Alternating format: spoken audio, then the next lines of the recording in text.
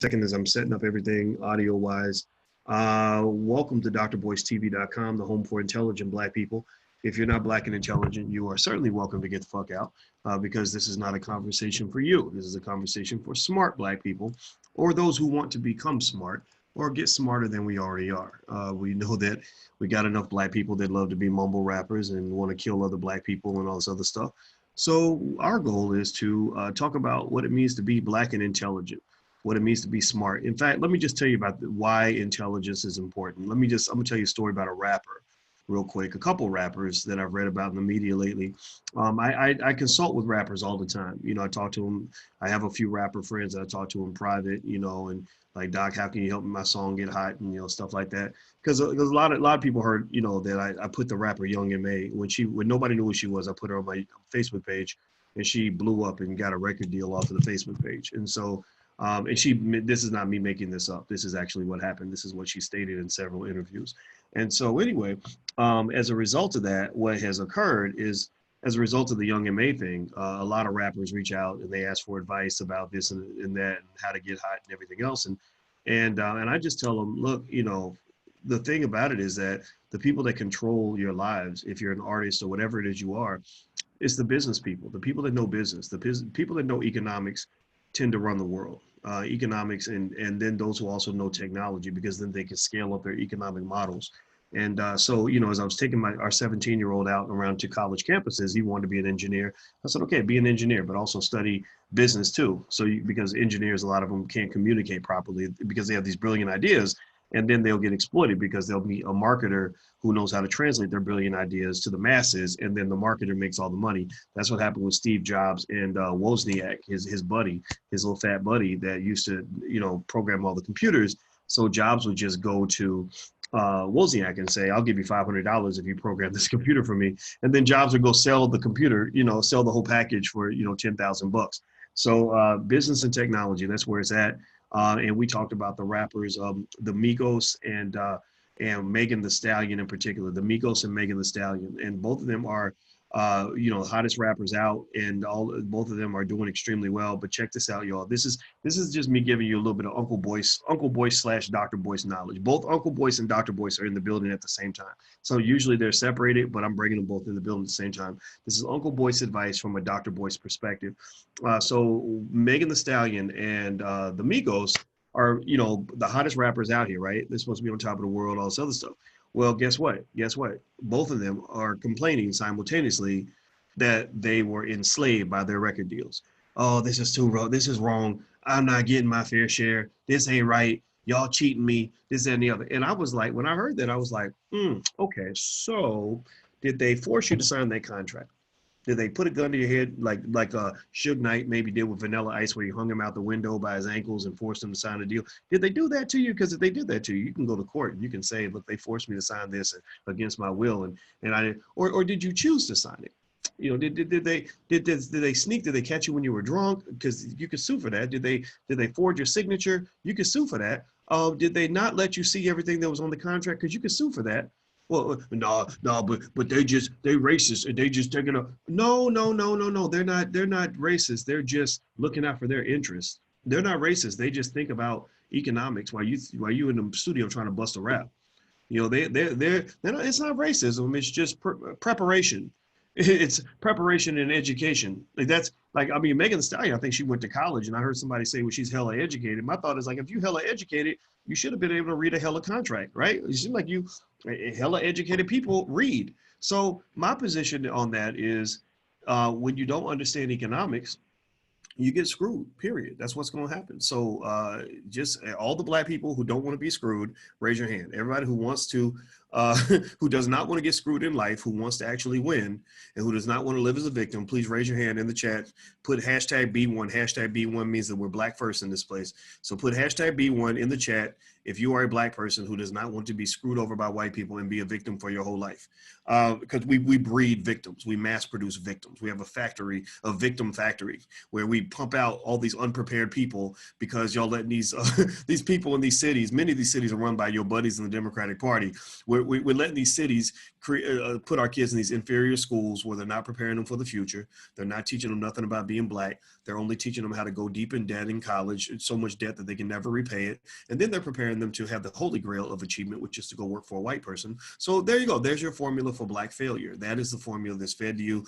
That's the formula that many black people will endorse until they die. Like they will put their lives on the line to defend something that you know does not work, something that you know that has consistently failed. So if you at least are open-minded enough to hear an alternative perspective, something that's different, something that's going to give us an opportunity, something that's going to give us a real vision for the future and not a vision for the future that looks just like the fucking past, please put a hashtag B1 in the chat to let me know that I can at least be heard on these ideas as I lay these things out to you. Okay, thank you very much, Javine and Crayola and Bobby and Michael. Now, I want to let everybody know on Instagram. What's up on Instagram? My Instagram is The Real Boyce Watkins. Feel free to follow us on Instagram.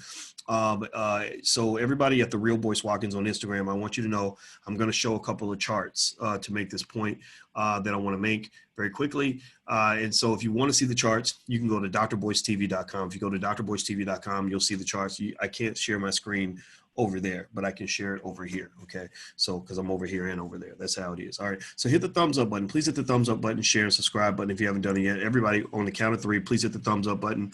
1, 2, 3. Thumbs up, thumbs up, thumbs up. Everybody hit the thumbs up button. Okay. So let's jump in here and I want to share with you all something that I just read. It was shared by Michael Imhotep at the African History Network. Michael's a friend. I respect Michael. We disagree on politics, though. I'm not a big fan of getting involved, getting in bed with either of the political parties. I certainly can't be a Trump supporter. That just doesn't fit who I am. But I speak on the Democrats more than the Republicans, mainly because the Democrats are the ones who ask for black votes. Now, if the Republicans were expecting black votes, if the Republicans are the ones saying, if you don't vote for me, then you're not black, then I would talk more about the Republicans. But the reason I don't talk about the Republicans as much is because I'm tired of the whole lesser of two evils argument. I'm tired of, being told like I should just go vote for somebody because Trump is worse. That's not an option. That's not freedom. That's voter suppression. Voter suppression is when, not just when you tell someone they can't vote, it's when you tell them they can vote, but they have to vote with your voice, right? If I tell you that if you don't vote, you don't have a voice, but then I tell you what to say, then really you have no voice. Do you get what I'm saying? Give me a yes or no if you follow what I'm saying. If I tell you, look, if you don't vote, you have no voice. So if you want to have a voice, you got to vote. But then I tell you who to vote for, well, then you have no voice. So either way, you have no voice. Right. So either way, either way, you're a puppet. Either you're a puppet that's laying on the ground and not moving, or you're a puppet that's got somebody's hand up your butt and they're telling you what to say. I'm not interested in having anything up my butt because I don't rock like that. And so that argument does not work for me because I have something that is very dangerous for black people, which is a critical analytical mind. I can analyze, I can break these people down and chop them up in little pieces in 2 seconds flat because I have more education at the age of 25 than most of them will have in their whole entire lives. And that's just a fact. That's just the truth. I'd been teaching college for 3 years at the age of 25. So I'm not a stupid person. So, but I'm not better than anybody, but I'm not stupid. So I want to talk a little bit about a claim that I just saw in USA Today that was quite interesting. It raised my eyebrows. It got my attention. And basically the claim is that the 1994 crime bill did not bring mass incarceration of black Americans. I don't know if anybody else is surprised. Give me a yes or no if you're surprised to hear that claim. USA Today is claiming that the 1994 crime bill did not bring mass incarceration of black Americans. Now, I broke this down. I analyzed this carefully. I was like, okay, this is really in contradiction to what I've always believed. So let me just try to do an honest assessment here and try to understand why they would make this argument, because I was there in the 90s. I saw it all go down. I saw when it all happened. And I saw how many people started going to prison. I have so many friends. In fact, give me a yes or no if you have somebody in your family who's been affected by mass incarceration. Give me a yes or no if you, your father, your cousin, your mama, your uncle, your sibling has gone to prison. Give me a yes or no if you have people in your family who've done time in prison. Put a yes or no in the chat. My biological father went to prison. My uncle, who was pretty much my older brother, my number one mentor, he went to prison right when I needed him the most. I was 12 years old. 12 years old, for a boy, 12 years old is a terrible time to lose a father or a mentor because you really need that because you're becoming a man. I lost my mentor when I was 12. because the prison took him away. I have a brother, my biological brother from my biological father, who I didn't know very well. He went to prison. I had a lot of friends that went to prison. So give me a yes or no if you've been affected by mass incarceration on some level. I think I did a Freudian slip. I used the word infected instead of affected. Well, I think infected might be a better word because it is like an infection. You know, before the coronavirus came along and they wanted to flatten the curve on coronavirus, there was another virus called mass incarceration. And the mass incarceration virus was far worse than the coronavirus. You know, coronavirus, maybe 1 in every 4,000 of you might die from coronavirus. 1 in 4,000 people dies from coronavirus. But in the Black community, about 1 in 3 people were infected by the mass incarceration virus. The mass incarceration virus was not just a virus that ran rampant throughout the Black community and exterminated more Black people than coronavirus ever could, even on a good day, but also the mass incarceration virus was a virus that was inflicted upon you by people who did not have your best interests at heart. The mass incarceration virus was a virus that they wanted to spread through the Black community because their goal was to exterminate you.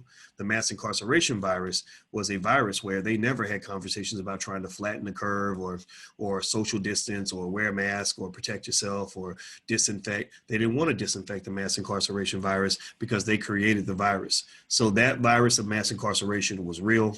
I spent most of my life as a young Black man in intense fear that I would either die or go to prison. Like that, I don't know if you can imagine that level of trauma. I don't know if you've ever gone through that or felt that before, but that fear of just thinking, man, if I'm in the wrong car with the wrong dude, I can get shot up or locked up. You know, I know people that got 30 years in prison because they made a phone call. You know, and this all happened, you know, through the 80s and the 90s, and they make the argument in this article that Joe Biden and Bill Clinton's crime bill did not cause this to happen. So let me read some of their arguments so you can kind of hear it. Do me a favor. Please hit the thumbs up button, share and subscribe button. And a reminder to you guys know we're building a Black movie industry. We believe in Black owned everything. So we're building a Black owned movie industry by supporting Black film directors and Black actors and actresses in our own community. So what we have at least once a month is called Black Movie Night. Black Movie Night is free of charge. And we watch a Black-owned movie on Black Movie Night. So the movie that we're going to watch this Thursday is called Funeral of a Nation. I don't remember the name of the director. It's not in front of me. I apologize. I'll get that name and I'll make sure I mention it next time. But if you want to come to Black Movie Night on Thursday night at 8 o'clock, go to blackmovienight.net. Somebody please type that in the chat, blackmovienight.net. You can register for free. It won't cost you a penny. You don't have to pay money. I just want you to pay attention and give your own people your support. We all talk about buying Black and supporting Black. Let's support these Black filmmakers. And we're doing this for free, brought to you by the Black Business School, because we are building a Black-owned movie industry. We've made movies at Boyce Watkins Films that have been seen by millions of people. So we're really getting it done. We're not just yapping on the internet. So anyway, let me read this to you. So the article says this. It says, hold on, let me pull it up. I got the wrong screen. Here we go.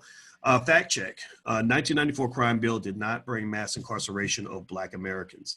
The 1994 crime bill, this is USA Today, by the way. You can find the article yourself as well. The 1994 crime bill signed by Bill Clinton was a grab bag of crime-fighting measures ranging from 3 strikes provisions mandating a life sentence for repeat offenders and funding for states to hire 100,000 additional cops, police officers, to a Violence Against Women Act. As chairman of the Judiciary Committee, then Senator Joe Biden drafted the bill. So that's Joe Biden's role in the 1994 crime bill. He wrote the bill. Known formally as the Violent Crime Control and Law Enforcement Act of 1994, which was billed by Democrats as a major crackdown on crime. So they're definitely, we know their intention was to crack down on something, right? Cracking down on crime. A lot of people feel that cracking down on crime typically means cracking down on Black people. So their goal was to get 100,000 more cops on the streets. So a lot of the cops that are out there right now that people have an issue with are cops that wouldn't be there if this bill had not passed. Also, it was designed to crack down on crime. Just be clear as well that there was an interesting article I read from 1994 that said that actually the Congressional Black Caucus, some of the members saw what was going to happen here. They saw the future of what would happen in this country if this bill got passed. So they didn't support it for a while. And what happened was Bill Clinton convinced John Lewis no disrespect. You know, I know he just passed, but I got to tell y'all the truth, even if it hurts somebody's feelings. If you don't believe me, just go look it up. Please go double check this. But John Lewis was the catalyst to help Bill Clinton get this bill passed. I kid you not. I read this. I was floored when I read it. It made me very, very sad. So here's what else it says. In addition to mandatory sentencing for repeat offenders, the bill created 60 new death penalty offenses under 41 federal capital statutes, such as crimes related to terrorism, murder of a federal law enforcement officer, and civil rights murders, offered grants for the building and expanding correctional facilities to qualifying states that enforced mandatory sentencing of 85% of an offender's sentence conviction, call for a crackdown on gang memberships. That sounds mighty black. Don't know too many. Hey, can you give me a yes or no? Can you name any white gangs, you know, that were hit hard during the mass incarceration epidemic? Give me some names of some white gangs that had, you know, they could say we've had tens of thousands of members. I mean, including the KKK or the police department, which, by the way, those are gangs as well. Somebody give me a yes or no. Can you name any white gangs? We know about the Crips and the Bloods and GDs and you know, all the gangs in Chicago, right? We know they got hit. They got hit like a nuclear bomb. That's why the gangs are out of control now, because the OGs that could have provided mentorship to these young men are still in prison for things they were sentenced for 30 years ago, right? I know a guy who was sentenced in 1988, and he's still in prison right now. But can anybody name any white gangs that were hit as hard as the Crips, the Bloods, the GDs, any of the other gangs that are out? Anybody? Give me a yes or no. Okay, I see no. All right. Now you could name the mafia families. Now the mafia families, the Lucchese's and all that.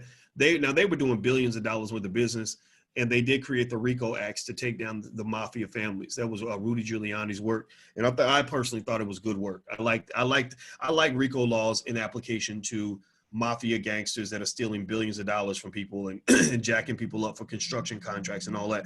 I didn't have a problem with that. What I didn't like RICO laws in is situations where, like a friend of mine who was a dope dealer, and he sold a lot of dope. He was the big man. He was the kingpin. He was a alpha male. He could have been a CEO of a major corporation, but there were no jobs in his hood, as there still are no jobs in the hood in Chicago. And I guarantee you, no matter who gets elected in the next election, there probably won't be any more jobs then either, because they don't care about the kids in Chicago. That's why I had that conversation with Kanye West this week. People would ask, well, why would you talk to Kanye? Look at the way he's sounding kind of crazy. Well, me and Kanye talked about creating jobs for kids in the hood in Chicago, and I just don't see any politicians talking about that. So let's just be clear. That's what's going on with that. So anyway, he was slinging dope in Chicago, and he was slinging a lot of dope. And they basically locked him up on a RICO charge. They didn't have any, physical evidence linking him to the drugs. And they didn't have any murders on it. It was just a RICO thing. Like, if you were connected in any way to this group, this organized crime, then you're going to get, decades and decades and decades in prison. So here's what they did to this man. He's about 20 years old at the time, 21, maybe 22. Just had a newborn daughter. Daughter was about maybe 2 years old, maybe 1. They gave him 14 life sentences with no parole. And then they went to his brother, who was in business with him, and they gave his brother 20 years, no parole. And then they went to his sister, who was on drugs, and they gave her some years in prison. I don't remember how many it was. Maybe it was 8 or 9, 7, something like that. She had kids. Now, of course, fuck the kids. Who cares, right? Nobody cares about the kids. Nobody wonders, like, who's going to raise these children when the family members are gone. And then they went to his mother. They went to Big Mama. Because remember, the goal is to destroy the entire family. The goal is to exterminate the entire family. So they went to locked up Big Mama, and they gave Big Mama 8 years for just because he came by the house and gave his mama money, or maybe his mama, maybe he held some dope in Big Mama's house. So even Big Mama went to prison. So they locked up the entire family. And so here's what happens. This is an illustration of how the generational trauma has affected millions of people across this country through the Holocaust that Joe Biden and his buddies pushed through the Black community. the mass incarceration virus, that they accelerated the spread of the virus. They never tried to flatten the curve. And I'm going to show you data. I'm going to show you a screenshot that'll help you understand this. So through this mass incarceration virus, where the goal was to exterminate the Black family as much as possible, Biden and his friends effectively caused this family to be in so much trauma that the children all grew up without their parents. And 20 years later, the son of this man who got the 20 years in prison, his son got murdered on the same block that his father used to sling dope, you know, because he had no guidance, he had no mentorship. So this is an illustration of what things like the 1994 crime bill accelerated. There was no concern for Black people then, but I guess for whatever reason, people feel that these same individuals will have concern for Black people now. I'm not convinced of that. I'm not telling you what to do. I'm not telling you who to vote for. I'm not telling you how to respond to what's in front of you. Maybe those of you who are listening who actually have access to these people, you know, every now and then I'll talk to someone who's a mainstream influencer. And I'll say, okay, when you go sit down and you talk to these presidential candidates, here's some things you should probably ask them about. And these are questions they don't want to answer. Kamala Harris doesn't want to answer these questions. Joe Biden doesn't want to answer these questions. The Trump administration, they may answer the questions, but they may lie about it, right? The Trump administration does talk about what's happening in Chicago, but you know, if you really look at the track record, have they done anything to help solve the problem? No, they haven't. Now, have they done anything to exacerbate the problem? I don't think they've done that either, right? So let me read this to you. So there was a ban on federal assault weapons also, and community-oriented policing and a Violence Against Women Act. I think that's good, right? We don't want violence against women. So a post on USA Today says a post on Instagram charges that the bill brings mass incarceration to Black Americans. For fact-checking purposes, there are two issues at play: whether the bill caused mass incarceration in general or whether it caused mass incarceration to Black Americans. So a 2019 analysis by the Brennan Center for Justice declared the crime bill's legacy complicated. It contained powerful funding incentives that ensnared more Americans in the ever-widening net of the criminal justice system, the study says, but many of its provisions also protected communities from victims of crime, like an assault weapons ban and protection of women in abusive relationships. Overall, though, the law is now seen by many as a major drive of mass incarceration. For that reason, policymakers who played a role in pushing it forward, including Bernie Sanders and Joe Biden, have been attacked for supporting it. Lauren Brooke Eisen, director of the Justice Program at the Brennan Center for Justice, a nonpartisan law and policy think tank, says one of the most significant long-lasting impacts of the legislation was the enticement to states to build or expand correctional facilities through the Violent Offender Incarceration and Truth in Sentencing Incentive Grants Program. Many states, quote, many states are already building new prisons, but the federal money incentivized the prison construction boom. These federal funding streams, beginning in the 60s, reflect the federal government's role in spurring states toward more punitive criminal justice measures. The funding encouraged states and cities to increase arrests, prosecutions, and incarcerations, playing a tremendously powerful part in the growing the size and scope of our correctional system. So, you know, what we know so far is that the Biden bill, the crime bill, the one that Joe Biden drafted and Bill Clinton signed, that and Bernie Sanders also supported, that this bill, and I'm sure the Republicans were all over it, right? So don't think we're letting the Republicans off the hook. The Republicans are not off the hook, but the Republicans are not asking for your votes at the same magnitude as the Democrats. The Republicans are not the ones saying, if you don't vote for us, you're not Black. So that's why talking about the Democrats is more significant. Now, when the Republicans are in your living room asking for your vote at the same level, then we're gonna talk about them, right? They're not even in the conversation, right? So, so what they're at least saying is that this bill gave billions of dollars to build more prisons, right? And also they're saying that this bill pushed for more arrests, more prosecutions, and more sentencing. So do you think that incentivizing states to build more prisons would also have a role in making it easier for them to house more inmates? I mean, think about this. They when prisons get full, they don't incarcerate more people. They incarcerate less people. When prisons are full and space is limited, they send prisoners home. They let inmates go. The least violent ones, they allow them to be released, right? So if having prisons full means they're more likely to let people go, then having more empty prisons, at least it means they don't have a problem sending more people to prison. Now we know how they feel about Black people. We know that every study ever pretty much shows that there are racial biases when it comes to who you choose to stop and frisk, who you choose to prosecute, who you choose to sentence, how long the sentence is going to be. So it's inevitable in America that the majority of the people that are going to be incarcerated are going to be Black people. So just like the coronavirus, in the mass incarceration virus, Black people were significantly and disproportionately impacted by this virus, right? This virus was infecting all of our families. It infected my family. It probably infected many of your families, right? So this is what they're saying at the very least. So they basically talk about the effects of the truth in sentencing laws. Let's see, by 1998, 27 states met the criteria for the grant. According to the Justice Department, 11 states adopted truth in sentencing laws in 1995. Another 13 adopted them for certain offenders to serve a specific percentage of their sentence. Under the truth in sentencing laws, violent offenders admitted to prison in 1996 would spend an average of 88 months in prison. A 2012 Pew study of 36 states found that the average length of stay for offenders released from prison in 2009 had increased 36% from 1990, with states reporting increases of over 50%. But truth in sentencing was generally implemented at a time when violent offending was decreasing.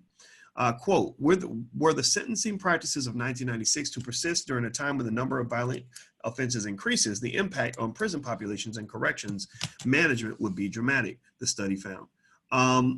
So if you go down, one of the points that they make that I do agree with is that a lot of mass incarceration began before the 1990s. They were already, locking Black people up, starting with Richard Nixon's war on drugs in the 1970s. Richard Nixon had a war. He was the part of the reason that Donald Trump's statement about being a law and order president, or law and order, using the term law and order, was a problem, is because a lot of people associate that with the Nixon ideology. And in the 1968 Democratic and Republican National Conventions, there was a lot of chaos in the country. The world was even crazier in 1968 than it is right now.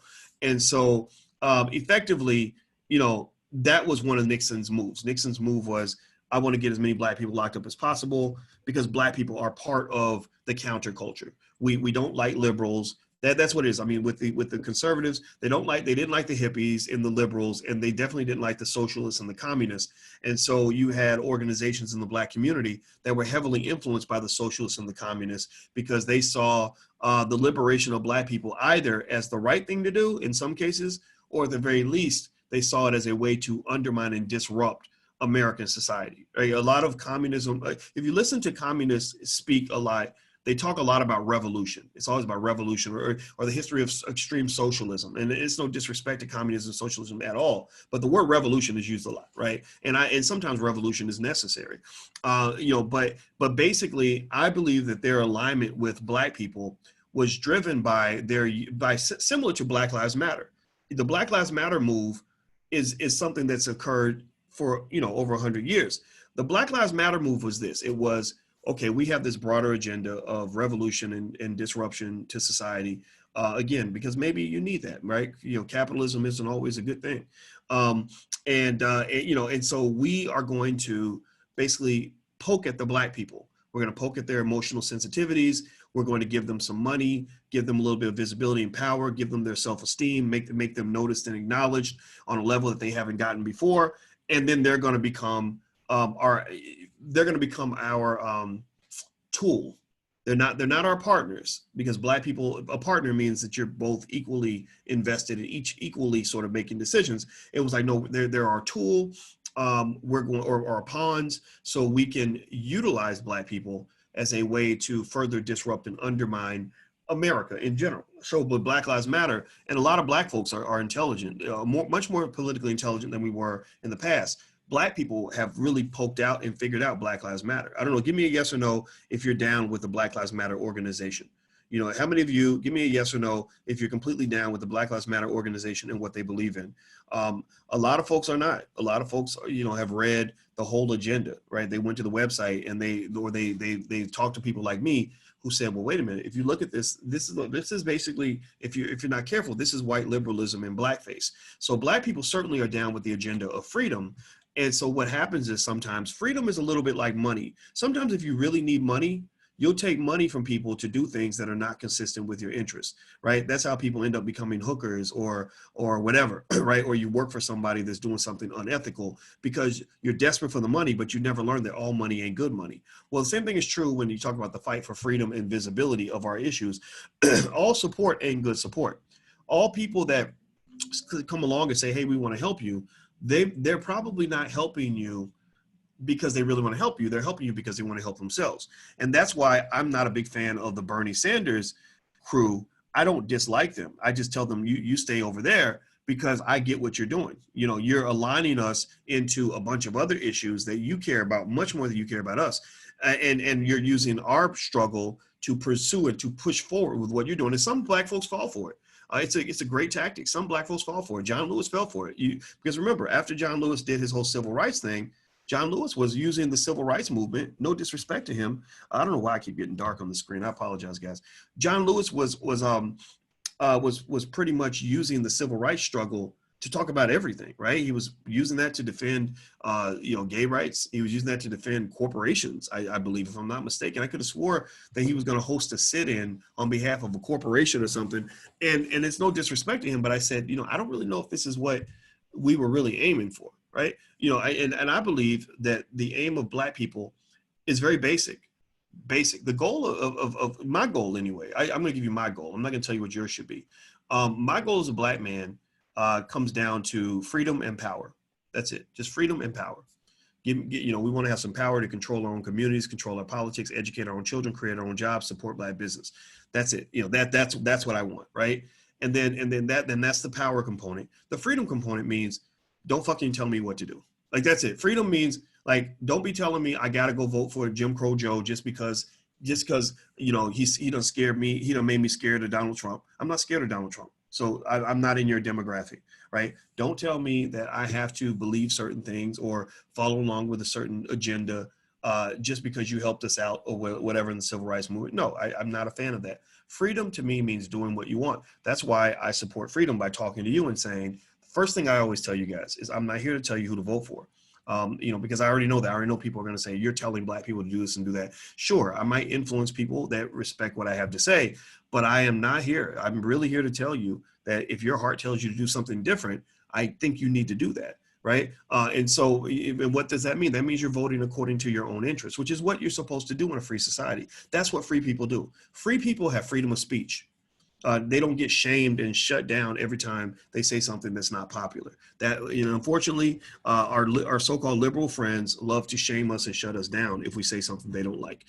Freedom means freedom of expression, freedom of thought, and freedom of action, right? So I just want you to be free. That's my agenda for you. Everybody has an agenda. You might as well know mine. My agenda is be free. So here's the deal with the crime bill. Do me a favor, hit the thumbs up button if you haven't done it yet. Please hit the thumbs up button, share, and subscribe button. I'm about to show these graphics real quick. If you want to see them, if you're on Instagram and you can't see it, just go to drboycetv.com and you can see the graphic. It's on drboycetv.com. So let me share my screen. Hold on, guys. Give me a second here. So let's look at this. So the whole premise on USA Today is that Joe Biden's crime bill in 1994 did not bring mass incarceration to black people. I think I know what's going on here, but I'm going to get to that in a second. I'm trying to get ahead of myself. So let's look at this graphic. This is a graphic of the number of incarcerated Americans from 1920 to 2014. You can see the numbers were pretty normal until there was a spike in the early 80s. And I believe that, I think in 1984, I think it was called the Crime Reform Act or Sentencing Reform Act or something like that in 1984. And so when that act got passed, that is when you did see a steepening of the curve. When you talk about the virus of mass incarceration, the curve really started to get super steep between about 1983 and 1990, right? It's super, super steep. So the red is the prison population, the blue is the jail population. So that does partially support their theory that, look, Joe Biden didn't start mass incarceration. He didn't, quote, bring mass incarceration to black people. It was already begun. They hated your ass long before 1994. They were trying to screw you long before 1994. They were already trying to exterminate you long before 1994. And I think that this graphic does prove that point. It does prove that Ronald Reagan and his buddies in the 1980s were really trying to destroy black people. Anybody who lived in the 80s, if you lived in the 80s, if you were around, if you were conscious at all about the world in the 80s, raise your hand. Meaning like you could have been like a, you know, elementary school, middle school, anybody who's around the 80s, say I. And anybody who noticed just how generally fucked up the world had become in the 80s when they were dropping the crack and the heroin and everything else in your neighborhood to keep you from rising up, to keep you from doing a Malcolm Martin type thing. They wanted to make sure the next Malcolm X was killed before he had a chance to live. If anybody remembers that, say I. Okay. All right. So they're absolutely correct in this point. They hated you in the 80s, and they didn't start hating you in the 90s. Joe Biden is not, just like Joe Biden said Donald Trump is the first racist president. We know he's not the first racist president. We've had 5 presidents who were members of the KKK. That's ridiculous. He's not the first racist president. He's just the latest one, right? But also, Joe Biden is not the first racist white man to push forward a crime bill for black extermination. He had many buddies before him that did the same thing, right? So he wasn't the first white guy to have an issue with black people. That was already a trend. So that they are 100% correct on that point. Let's go back. Let's go to the next slide here so I can dig deeper into this. Okay, so I want you to look at this chart. This chart shows U.S. prison population, total and federal. Most prison population is state. And they actually draw a line right where the crime bill is, right where the crime bill happened. So the argument that was made in this article is that the 1994 crime bill did not bring mass incarceration to black people, okay, to black Americans. I'm going to agree with that point. And so as in my agreement with that point, though, and I'm sure someone might record what I said and take it completely out of context, but that's what they do. That's how politics works. I want you to really dig deeper into this and basically understand that even if they're right, they're not as right as they want to be. This in no way does this let Joe Biden off the hook. Because if you look at this chart here, if Biden was truly an ally for black people, if Biden was truly doing work that was beneficial to black people on any level, or at least doing work that was not harmful to black people, right? Like we're so, our self-esteem so low that we're not even looking for somebody to actually do something for us.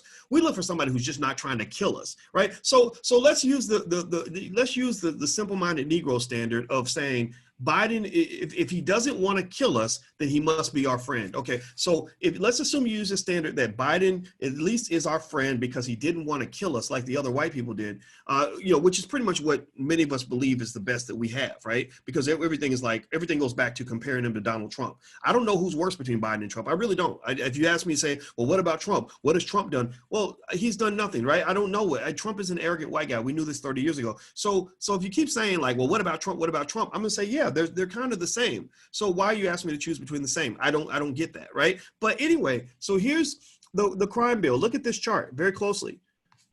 If Biden was at least not trying to exterminate black people, you would see that in the virus of mass incarceration, that the curve would have at least flattened a little bit, that we wouldn't have continued to go upward. So Biden, in his crime bill, you actually see that the curve continues at the exact same trajectory that it was going before. I didn't take a derivative of this, but I would almost imagine that it might even be a little bit steeper after the crime bill. I mean, I can't imagine a bill that provides billions in funding for more prison cells, that provides billions of dollars in support for longer sentences, that puts 100,000 more cops on the street and encourages them to arrest more people and prosecute more people. I can't imagine a bill like that not having some sort of impact on incarceration. I just, because if it doesn't, then it didn't do its job.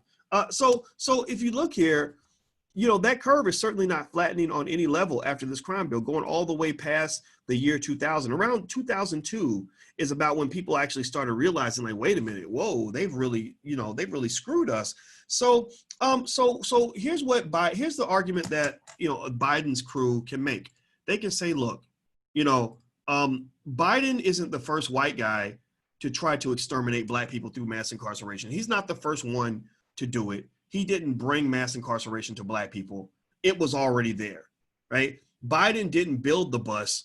He just built a better bus and drove the bus, right? Biden, wasn't the guy who actually initiated the rape and murder of that woman. He's just the guy who came in halfway through the event and stabbed her in the stomach, right? Like Biden, you know, so that's what it is. I mean, that's what's really being stated here. And I find that utterly fascinating that we have people that are really celebrating this analysis. Like there are people who are saying, see, we told you, Biden in his crime bill, that didn't bring mass incarceration to black people. So, I mean, just pay attention now. I want you to understand, intelligent black people will get this.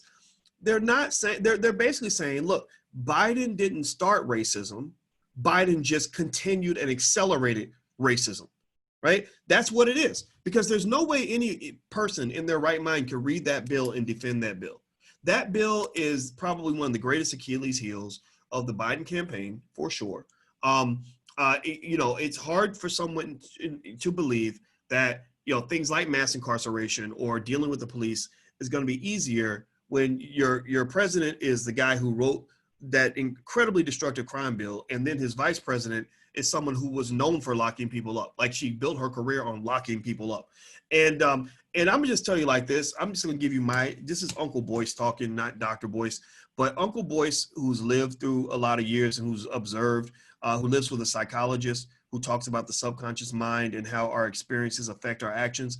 I'm just gonna tell you, you know, when a person has a bad relationship with their parent of the opposite sex, that can create like almost like a vendetta where they feel a need to either punish or to correct the members of the opposite sex because they remind them of that parent. So for example, if you have a guy who grew up with his mother hooked on crack, and let's say she was hooked on drugs, she was a hooker, and she was never around when he needed her, right? That man's going to grow up pretty much hating women. Can we agree on that? Do you agree that not in every case, right? He'll either be looking for women that are going to replace his mom, or he's going to basically look for women to punish like his mom, or he's going to see women as low value objects, right? Like not in all cases, not in every case, right? But you can imagine a situation like that, right? Well, because the first woman he ever loved really let him down, really hurt his feelings. So I can't stand women, or all these hoes want is your money, right? You've seen that. Many of you have seen men like a Tommy Sotomayor type, right?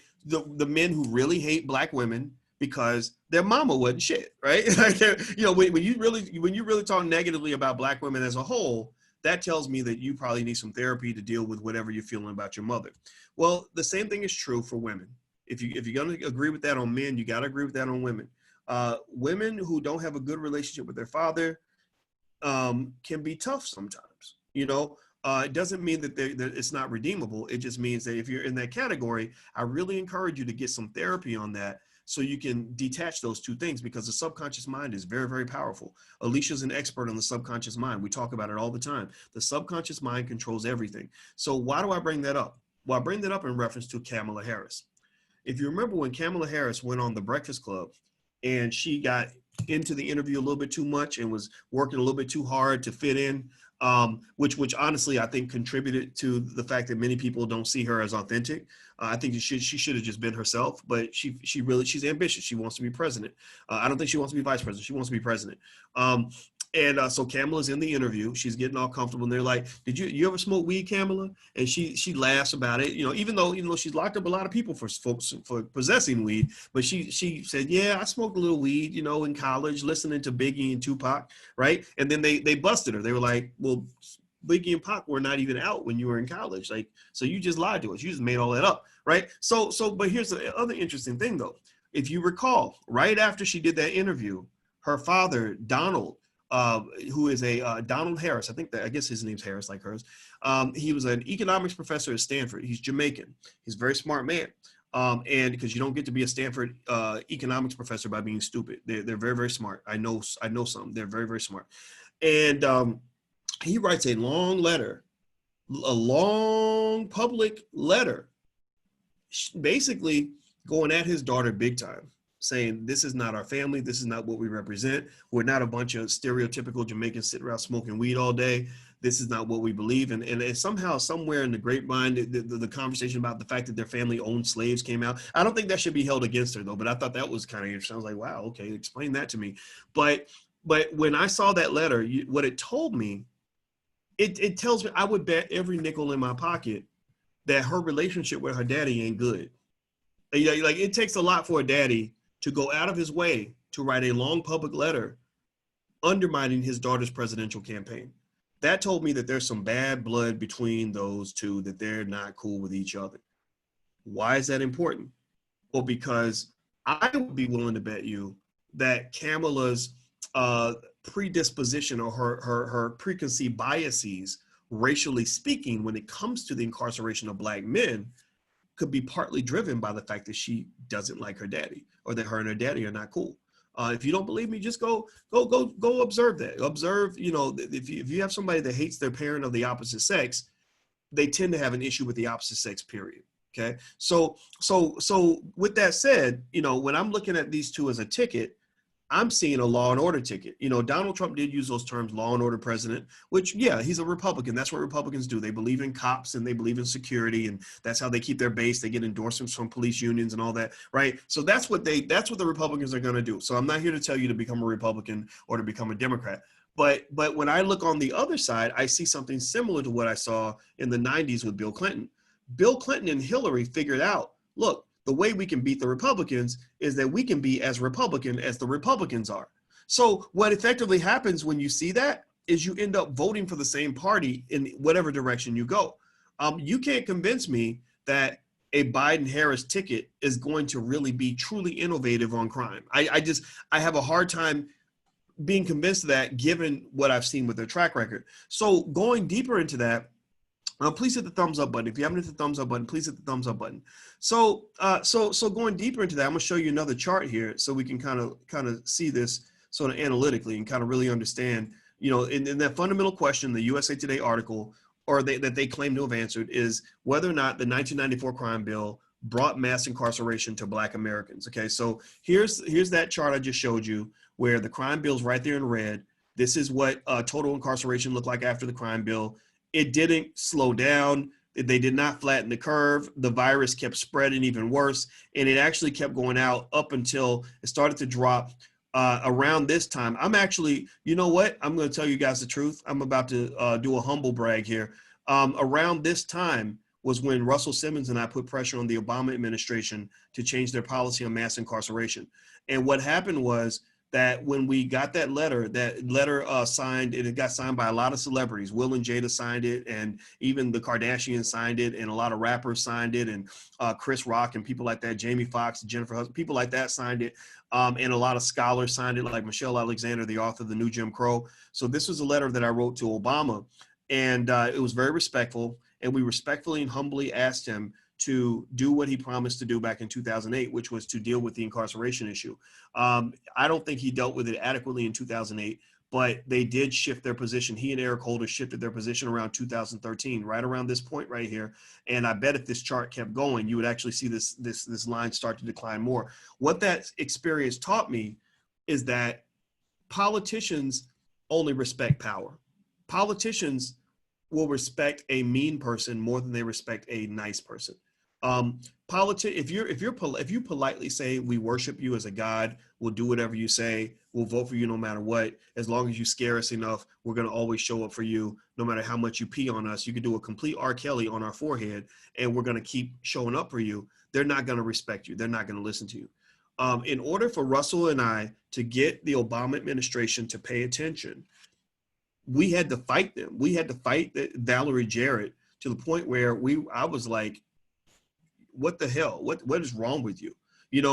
Russell had to fight, but it wasn't like they were going to give something away easily. You had to fight them for it. And honestly, I kind of respect that a little bit, but I think but I bring this to you in hopes that at least those of you who will at least listen to what I'm saying will kind of understand that you can't play softball with these politicians. You got to kick them upside the fucking head to get them to listen. You have to show them that you're serious. One of the rules of negotiation is that you must prove that you're not afraid to walk away from the table. If you don't prove that, then no one will ever take you seriously. I'm a poker player, and in poker, if you got to show you're not scared to go broke. Look, I'm not scared to lay it all on the table. I'm not scared to lose everything. Are you ready to go that far with me? Right? If you're not prepared to do that, then you will lose. Well, the same thing is true in politics and even in relationships.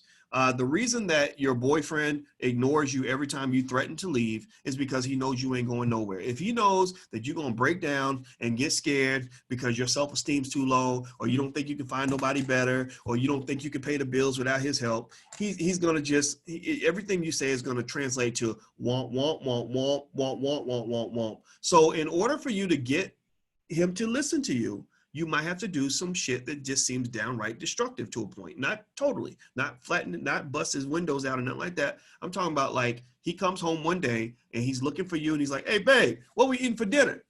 And then you don't respond and he goes in the kitchen. Babe, did you hear me? And he looks down at the kitchen table and he sees a note. I can't take this anymore. I'm at my mother's. I have already packed my bags and I'm going to leave. I will see you soon. Maybe if I want to talk to you, I'll consider that, but I don't want to hear from you for the next 2 or 3 days. Watch how quickly his behavior changes when he sees you walk out that door. Like, watch out. Can I get a witness? Can somebody please tell me that you understand this? This is more Uncle Boyce advice. Sometimes Uncle Boyce gives consultation to Dr. Boyce, and Uncle Boyce is basically saying, if you don't show people that you're serious, they're not going to ever respect you. So because really, when he sees that you have literally actually packed your shit and moved to your mother's house, and maybe that you've even signed a lease on a new apartment or whatever it is, or that you went on a date with that other man where he secretly, subconsciously like threatened extensively because he knows that there are other men out here that are taller, smarter, nicer to you, that have bigger penises, right? He knows all this, right? So he's panicking. He's in panic mode. And that's what's going to cause him to either step up his behavior. He's either going to step up or he's going to step out, right? He'll either step up or he'll step out. So I encourage you to just understand this, that rule is universal. The rules of negotiation don't change whether you're talking about love or politics or buying a new car. You always have to have what economists refer to as a credible threat. If you do not have a credible threat, then your threat will not be credible. I know that sounds like weird that I even said it that way, but that's as basic as it gets. If you do not have a credible threat, then your threat will not be credible. So I believe that the reason that the Democrats can say things like, well, if you don't vote for me, then you ain't black. Or what about Trump? Look at what Trump's doing. Or everybody better show up to the polls. If you don't vote, you don't count. If you don't vote, you don't have a voice. They do these things because these tactics work. These tactics work because you don't have a credible threat. Because they'll be like, well, what are we supposed to do? Inevitably, every time I make a comment about any of these issues, somebody will inevitably always come up and say, well, what are we supposed to do? Go vote for Trump? Right? So that's like, telling a woman, like, your boyfriend punched you in the eye last week. Like, you're going to keep letting him do that? And if her friend says, well, what's she supposed to do? Date the guy next door? Like, he killed his wife. Is she supposed to date him? Well, somebody might say, well, actually, maybe she doesn't have to date anybody. Maybe she can go and widen her net. Maybe she can just say, I'm going to be single for a while until somebody comes correct that actually deserves my attention. And so I think for black people, that's what you are. You're in an abusive relationship with the Democratic Party. And that's a relationship that will not improve until you improve. So you can't get mad at Biden and all the politicians for doing what they do. You can't get mad at them for playing you if you allow yourself to get played. You can't allow them for doing, you can get mad at them for doing the things that they know are going to get them elected. That's what they do. Politicians have to get elected. They have to win. What you have to do is look at yourself and just say, we're not getting what we want because we're not demanding it. So the last couple things I'll show you before I get out of here. I got a meeting in a second. If you could do me a favor, hit the thumbs up button. And don't forget, Black Movie Night is Thursday night at 8 p.m. If you want to join us to watch a black movie, it's called Funeral of a Nation. And it's a good movie. And I think the brother's name is Lilly. I think his last name is Lilly. I don't have his name in front of me. But it's a great black movie. And we're supporting black filmmakers because we're building a black-owned movie industry. So I hope you'll be a part of that. It's totally free of charge. If you'd like to register, then go to blackmovienight.net. That's blackmovienight.net. So let me move up to the next slide here. Okay, so here's one little interesting side effect of the crime bill, as well as just all the other legislation that incarcerated so many people. One of the things the crime bill also did was it basically had an educational component. It basically stated that the government was not going to support inmates getting college degrees in prison. So that means not only were they going to take away your relative to a place where men and women both get raped and beaten on a regular basis. So these are torture chambers. So you're sending people away to be raped, to be robbed financially because they work for corporations for 5 cents a day or $1 a day or whatever. Their children are also going to be more subject to abuse or whatever the case may be, because they don't have a parent there to protect them. The lack of fathers in the Black community has been what's caused spikes in molestation and things like that, because children are protected by their father historically. I don't care what Black Lives Matter tells you. Children need a father. I don't care what anybody else says. But in addition to that, when they send that relative back home, when they send him back to you traumatized, repeatedly raped, and they also send him back without skill. They send him back as a less relevant, shall we say, less relevant member of the community. He's not able to accomplish what he wants to accomplish. He's not able to contribute as much as he wants to contribute because they've basically taken all that time and forced him to waste it.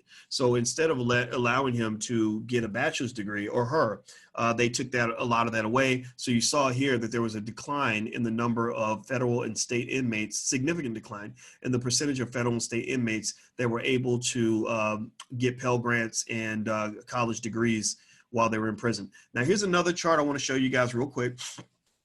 This shows you the two major bills that really pushed along the mass incarceration crisis. So just to make it clear, I cannot say I disagree with USA Today's assessment that the 1994 crime bill did not bring mass incarceration to Black Americans. It didn't bring mass incarceration to Black people. It just accelerated, it enhanced it, right? It continued it, right? So Joe Biden didn't build the bus. He just built a better bus and he drove it another 1,000 miles, right? So he didn't decide to kill that old lady on the block. He just showed up after they were already stabbing her, and he stabbed her in the face, right? That's what it is, right? He didn't start it. He just dug in deeper and made it into more of what it was before. So if you look here, you got these different trend lines. The incarceration rate is the percentage of or incarceration rate per 1,000 of the population. So number of people incarcerated per 1,000. So look at this black line, right? So you see that this incarceration rate is very low, meaning that your probability of going to prison was pretty low. It started to rise though in '84 with the Sentence Reform Act, right? So you start to see an increase in the incarceration rate, and then it really continues to increase after the 1994 crime bill. And it doesn't actually start to decrease until around here, right? And again, to Obama's credit, that was when he got elected, right? So there's no coincidence there. So I got to give Obama props on that, right? He wasn't all bad. He's actually a pretty smart guy. If Obama was running again, I would probably feel better than with Biden and Harris, but I wouldn't feel great about it because I know the truth about the Obama administration. I live a block and a half away from the man, but at the same time, I'm not going to sit here and say he's a complete idiot. He's a very smart guy, and I think that he can bring a type of stability and order to our society that a Donald Trump just really can't. Joe Biden is an old senile dude, so Joe Biden is not going to finish his term. Mark my words, Joe Biden probably won't finish the first term, and there's no way on this. I record this video, and in 8 years, if Biden is finishing his second term, I will eat a whole watermelon on camera without stopping. I'm not going to do anything gross, like, something's going to really embarrass me, but I'll do something extraordinary because I truly cannot imagine this man at 78 years old in his condition completing 2 terms of a very stressful job. The job of the presidency is so stressful, I don't even think I can handle it. And I'm 30 years younger than Joe Biden. Joe Biden is not right mentally, and Kamala Harris is very sharp. She's got verbal dexterity that Biden maybe had 40 years ago. I think that they're positioning Kamala to cover for him. So just the same way the black woman has covered for old white men, since slavery, this is just another cover situation. She's covering for the fact. Hold on, let me hit this button. She's covering for the fact that Biden cannot campaign. Biden is not capable of doing a presidential campaign. So you're going to see Harris on the road a lot. You're going to see Harris constantly speaking for him. You're going to see Harris jumping on stage when he starts mumbling and bumbling about something crazy or, whatever. They're just sitting there praying to white Jesus that they can get through the campaign without something tragic happening. Because once he gets into office, I believe they're going to be working on a transition plan to make her the first Jamaican/Asian female president of the United States. She's not Black American or African American, but she went to Howard. She's an AKA, so it's going to be good for Howard, good for the AKAs. What I find also in politics too is that different organizations have different stakes in different politicians. So for example, it's not a coincidence that most of the Supreme Court justices went to Harvard and Yale, because Harvard and Yale are in the background, similar to what the AKAs are doing with Kamala Harris. They're in the background pushing forward their person,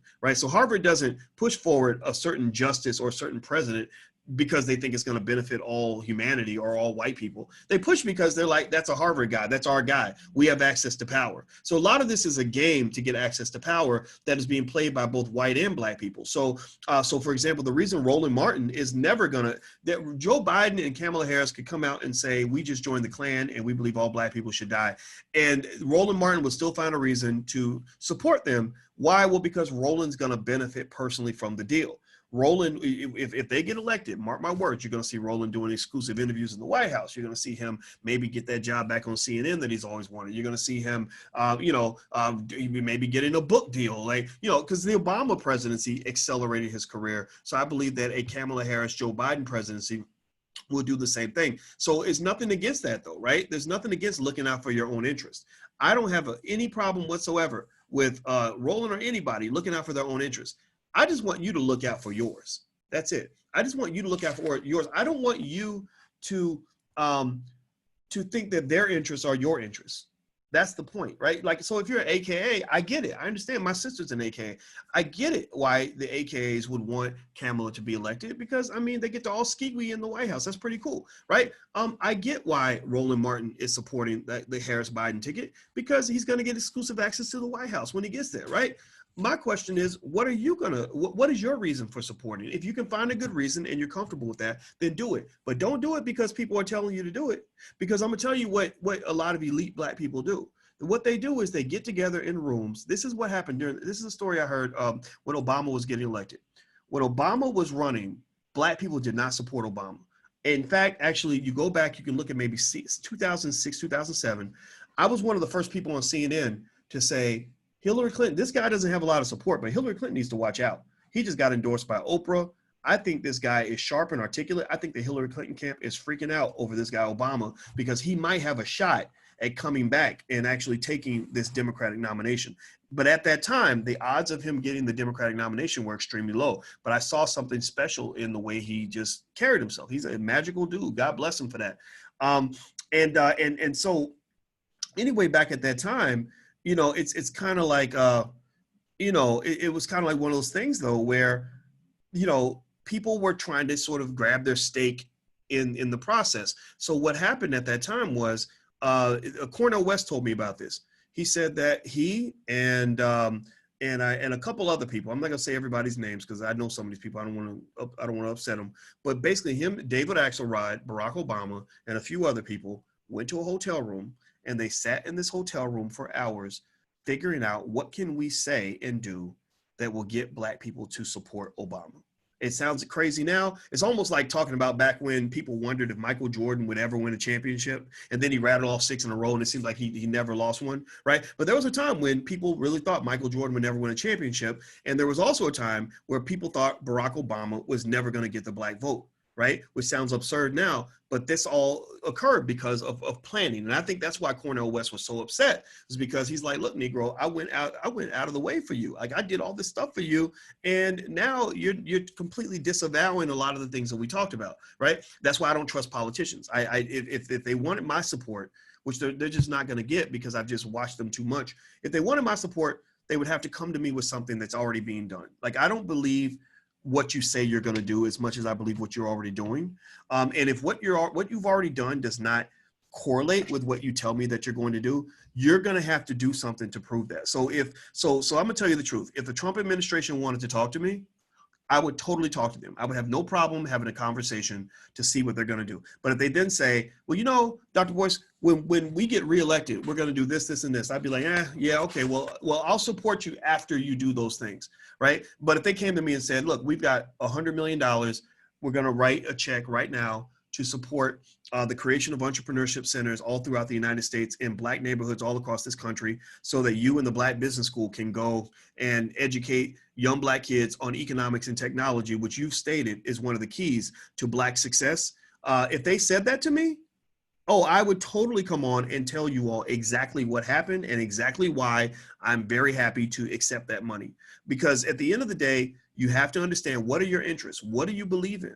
You know, you can't say, you know, you must say you believe in something, not someone, right? If you just believe in someone and not something, then you're going to probably lose in the game of politics. So what do you believe in, and support your interests? Because I'm just telling you the truth. Everybody's taking care of themselves.